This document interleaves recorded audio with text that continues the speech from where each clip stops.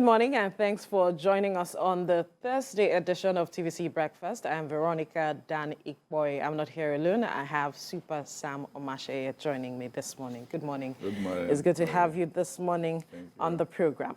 Yeah. Well, just to touch on some issues, we recall, yes, ASUU has been on strike, but in recent times, after the Speaker of the House of Representatives, waded into the matter, it seems there's been some shifting of grounds on both sides. And today, the NEC of the association, that's the National Executive Council, will be meeting in Abuja to finally make a resolution on whether to resume or not, or how to move forward from here.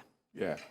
It's very interesting that they have come to that position.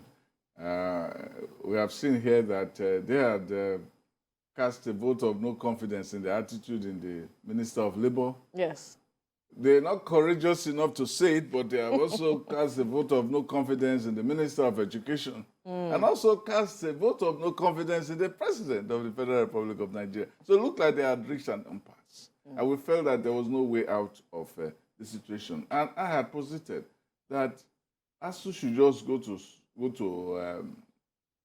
go back to school and decide that they had reached the brick wall with this government, and then wait for the next government, so that the students do not lose entirely all these months, because when you kill time, you injure eternity. You cannot get.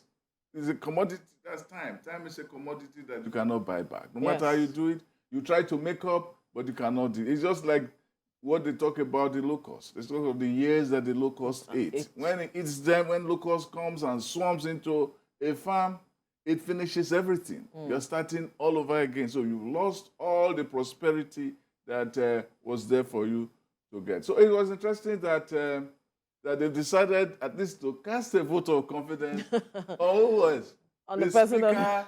The Speaker of the House of Representatives. That's where they have now cast their vote of confidence.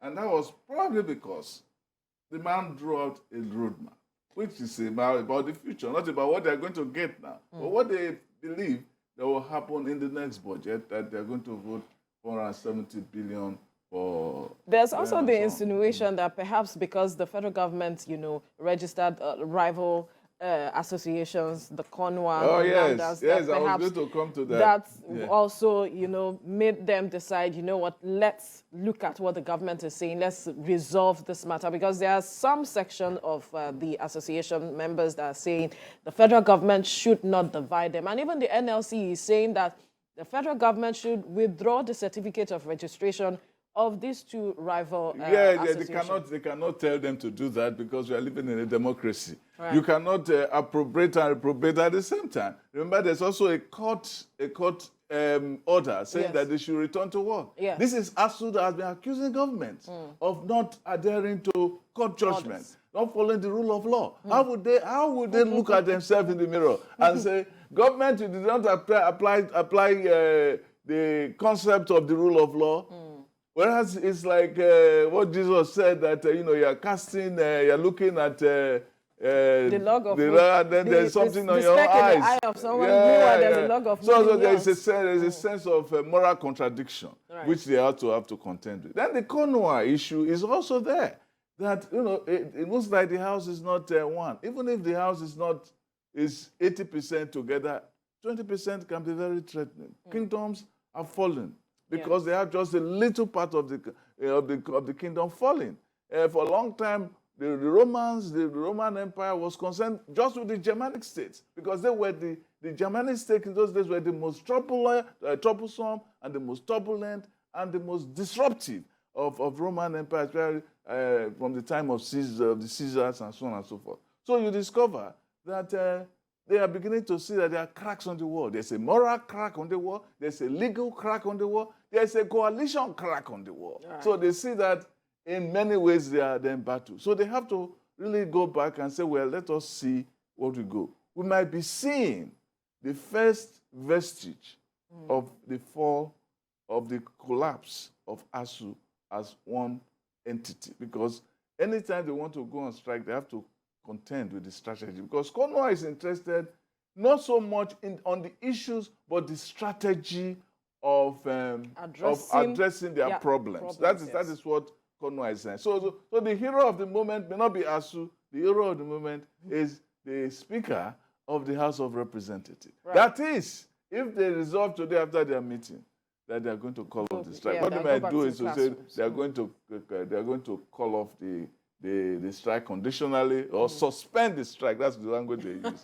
Suspend the strike and wait for students to go to school. It's going to be a huge burden for the students, trying to keep inside their small heads all the concepts and ideas and assignments that you should have done in the past 8 to 9 months. They are also looking at the matter of the no work, no pay issue. They are waiting on the president to speak on that matter because that also is a major issue that they have been talking about. Yes. It looks like it turns out to be a bread and butter issue after all. Not about revitalization of the school. Well, it's all a holistic approach. That's what they say. To them. They always say that it's a bread and butter matter. You don't blame them for that, but you have to be clever when you do things. The problem with the ASUU is that they need to rejig the ideas. You still have the ASUU of the 1980s trying to address the temperament of the 2020s. It's quite a different world. You still have the Neanderthals of socialism still trying to. But what do you make of NLC? Just coming in to say that the federal government should withdraw the certificates of registration. They have no legal basis for that. But their impact so far with regards to ASUU, after 8 months, you are just seeing, NLC just speaking here and speaking there, not really pulling its weight. They have been. They did a walkout with them over a month ago. They were involved in some protests with them over a month ago, trying to show solidarity with the union, that's ASUU, and trying to see if in the process they could help disrupt the government and so on. So they did that. They have been supporting them, but you cannot ask an organization not to be registered. Remember, NSC went through the same crisis. Yes. We're during the time of Babangida, and they had to be broken up. That's why you have the Trade Union Congress 2 you see today, which has come to stay. Yes. So when NLC does something, they have a counterforce in the TUC. So and then you have others like Nupeng and all of those which exist. So ASUU cannot say it can become a monopoly. You cannot be asking for democracy and not exercise democratic principles in how you operate. So that is just as basic as that. Absolutely. All right, let's hope to see that a resolution is reached later today to perhaps return to the classrooms such that all students can get back to school, and perhaps we'll see the federal government, doing the needful with regards to the agreement reached thus far.